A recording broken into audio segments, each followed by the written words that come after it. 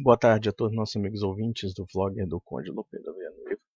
Recentemente houve um encontro do presidente Jair Bolsonaro com o premier israelense Benjamin Bibi Netanyahu, né? E uma coisa que me chama atenção muitas vezes no posicionamento da ascensão da chamada neodireita, direita conservadora, liberal, enfim, é que ela usa de expedientes muito parecidos do que até então ela combatia. Ou seja, a tentativa de instrumentalizar politicamente qualquer coisa tendo em vista a ascensão e a manutenção do poder. Aonde é que eu quero chegar com isso? Houve um debate público na internet a respeito dessa afirmação de que Bolsonaro é um católico, que na verdade nós não podemos questionar esse tipo de posicionamento, mesmo que muitas vezes pareça uma certa encenação, já que existe uma contradição entre essa catolicidade nominal do Bolsonaro e as manifestações públicas que ele revela no que diz respeito à religiosidade. Porque em grande parte dessas manifestações, não somente ele revela uma mentalidade e uma forma simbólica que o vincula muito aos protestantes, como até mesmo dentro de uma teologia fajuta que é muito comum entre certos círculos neopentecostais do chamado dispensacionalismo, ou seja, uma tendência judaizante. É o que nós percebemos, por exemplo, quando ele estava junto de Benjamin Netanyahu, usando o kippah, enfim, né, os símbolos judaicos lá, e quase rendendo loas a Israel. Vejam uma coisa, vocês devem perceber que nos meus vídeos eu nunca fui contra, em si, uma relação diplomática amistosa com o Estado de Israel e com os Estados Unidos. O que eu sou contra é a forma como está sendo feita isso. Ou seja, uma espécie de servilismo, como se o Estado de Israel e como se os Estados Unidos não tivessem interesses próprios que muitas vezes podem contrariar os nossos interesses. E observem que a discussão a respeito da transferência da embaixada brasileira de Tel Aviv para Jerusalém implica um comprometimento perigoso do Brasil com uma geopolítica e com uma perspectiva que não é a nossa, já que nós temos uma relação de larga data com os países árabes. Contudo, dentro da mentalidade neoconservadora, enfim, desses vídeos, desses youtubers ditos liberais conservadores, enfim, eles já têm uma perspectiva ideológica maniqueísta de ver o mundo árabe como um bloco monolítico que tem que ser hostilizado em favor dos interesses sacrossantos dos judeus, em particular dos judeus sionistas, como também dos americanos. Quando, na verdade, nós sabemos que a geopolítica não funciona dessa forma. Eu já explanei aqui que as conexões dos norte-americanos e dos israelenses com o do árabe são bastante nebulosas, a começar pelo fato de que existe uma aliança profunda entre Israel e Estados Unidos e um dos países, talvez o país mais filho da puta em matéria de islamismo radical, que é a Arábia Saudita, que é o chamado islamismo o arabita, o salafita, né? Enfim, e no entanto, o neoconservador não questiona isso. Para ele passa batido o fato de que somente neste ano de 2018, o governo de Donald Trump vendeu cerca de US$ 1 bilhão em armas para a Arábia Saudita. E eu pergunto para vocês uma coisa: a Arábia Saudita que financia os grupos mais radicais islâmicos do universo, vocês acham que uma boa parte desse armamento não vai para um movimento terrorista? Vocês acreditam mesmo que a Arábia Saudita vai ficar incólume com relação a isso? Óbvio que vai cair na mão dos terroristas. E quando nós falamos da questão do governo norte-americano, ou seja, das políticas norte-americanas, das políticas de Estado, o neoconservador tem um raciocínio um tanto capcioso, um tanto esquizofrênico, de querer dissociar a política americana dos interesses norte-americanos e da população norte-americana. Como se a população norte-americana não elegesse seus representantes, como se os lobbies políticos que pressionam para as políticas norte-americanas não tivessem um vínculo com a sociedade norte-americana, enfim. É como se a elite fosse dissociada do povo.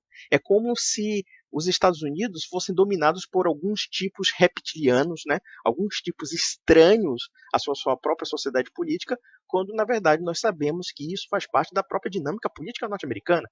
Quando esse pessoal diz assim, a culpa não são dos Estados Unidos, mas sim das elites norte-americanas, eu pergunto, Mas o que são as ações norte-americanas no mundo se não as ações das elites norte-americanas que os americanos escolheram? E que são arraigados dentro da sociedade norte-americana? É a mesma coisa dizer que o Brasil não é responsável, por exemplo, no âmbito das suas elites. Óbvio que nós somos responsáveis de alguma forma.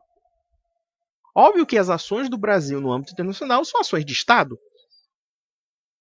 Naturalmente que individualmente nem sempre os povos são responsáveis, mas os governos são. E quando nós estamos falando dos Estados Unidos, nós estamos falando de governo norte-americano. Mas é preciso criar esse tipo de argumento tendencioso justamente para salvar a sacralidade dos Estados Unidos enquanto nação. Agora, é claro, quando se falam de russos, de chineses islâmicos, sempre os neocons colocam como um bloco monolítico. Eles não fazem esse tipo de dissociação entre governo e povo. Isso não tem outra argumentação senão uma safadeza, uma picaretagem. E eu estava vendo, inclusive, certas pessoas afirmarem que o Bolsonaro, nós temos que agradecer o Bolsonaro porque ele ainda continua católico, a despeito dos problemas da igreja, a despeito dos problemas do clero, não sei o quê. Em outras palavras, se o Bolsonaro é um péssimo católico, ele não tem responsabilidade pelo fato de preservar a catolicidade. Quem tem responsabilidade é o clero. Claro, clero, teologia da libertação, naturalmente. Na cabeça da direita neoconservadora, o problema é você ser da teologia da libertação. Porque você pode ser satanista, você pode ser protestante católico, você pode ser espírita católico, você pode ser maçom católico, você pode ser liberal católico. Só não pode ser teologia da libertação. Aí é heresia. Esse é o tipo de raciocínio que envolve a cabeça dessa gente. E eu, sinceramente, não sou obrigado a aceitar isso. Nem por amizade. Me desculpem. Tenho muito respeito por certas pessoas do meio neoconservador, mas eu tenho um posicionamento radicalmente crítico desse tipo de postura. Porque, na verdade, o que me parece é que, lenta e gradualmente, esse grupo que está em ascensão no poder age como um petismo de sinais trocados. Em outras palavras, são incapazes de reconhecer erros, são incapazes de reconhecer falhas e têm uma visão eminentemente ideológica no campo político. E sem contar o campo das relações internacionais. Porque essa babação de ovo por Israel, essa babação de ovo pelos Estados Unidos é uma coisa ridícula. Não há outra argumentação. Não é muito diferente da babação que a esquerda tem por Cuba, que tem por Coreia do Norte, por China, como também tinha pela União Soviética, enfim. Quando nós pensamos em relações de diplomacia, nós temos que ser realistas o suficiente que o que está em jogo ali é uma tentativa de conciliação de interesses, em que aquelas nações que vão se relacionar conosco vão querer o melhor para si e não para nós. Nós não votamos no Bolsonaro para defender os interesses dos judeus e dos norte-americanos, e sim os interesses dos brasileiros. Os judeus pensam a mesma coisa com relação a Bibi Netanyahu, como os americanos pensam a mesmíssima coisa com relação a Donald Trump. Então, por que agora esses bobocas aí que ficam chupando piroca de americano, chupando piroca de judeu, e ficam nessa babação de ovo de Trump, babação de ovo, Bibi Netanyahu, etc. Quando nós sabemos que as políticas israelenses no Oriente Médio não são necessariamente das melhores. Veja uma coisa muito curiosa só neste ano de 2018, quando o governo israelense, com o apoio dos Estados Unidos, declarou que Jerusalém será a capital de Israel. E isto com outras políticas extremamente agressivas, como, por exemplo, a mudança legislativa que hoje em dia afirma que, dentro do Knesset judaico, que Israel é uma nação exclusiva de judeus. E nisso, naturalmente, que exclui os não-judeus israelenses, que são árabes e são cristãos. Ou então, certas atitudes arbitrárias do Estado de Israel no que diz respeito à ocupação de territórios que são pertencentes à Igreja Católica, o Patriarcado Latino de Jerusalém. Isso não passa na cabeça do neocon. Isso não passa na cabeça da neodireita. Porque a neodireita só vê a Igreja Católica como instrumento político, não vê como um elemento de fé. E isso é observável quando fazem o maior escarcéu com aquela encenação ridícula do candidato do PT, Fernando Haddad, aceitando a comunhão, aí todo mundo fala sacrílego, sacrílego, comunista, abortista, etc.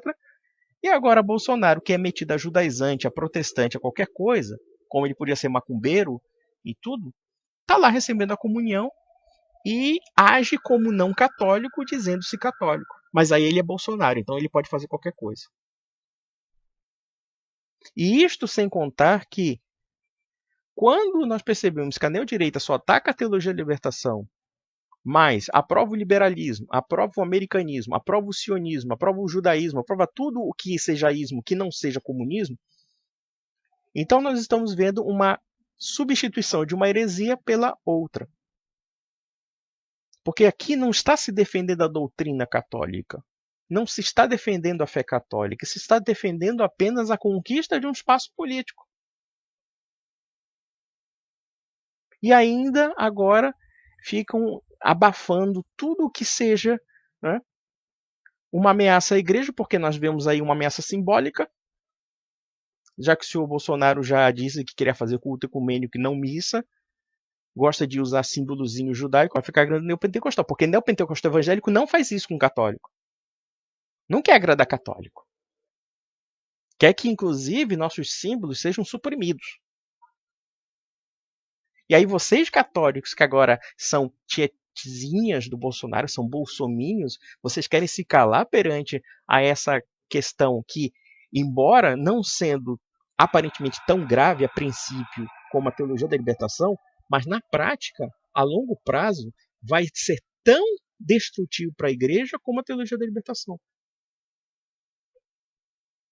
Eu estou vendo aí muito direitista neocon falando mal do Papa Francisco porque ele tem relações diplomáticas com países islâmicos, como a Jordânia, como a Autoridade Palestina, como se não houvesse cristãos palestinos e cristãos jordanianos cujos direitos da igreja não devem ser defendidos. Aí é preciso rotular o Papa de comunista e não sei o que, esquerdista, etc. Sabe por quê? Não é porque vocês estejam preocupados com a doutrina católica, é porque vocês estão preocupados com o neoconservadorismo.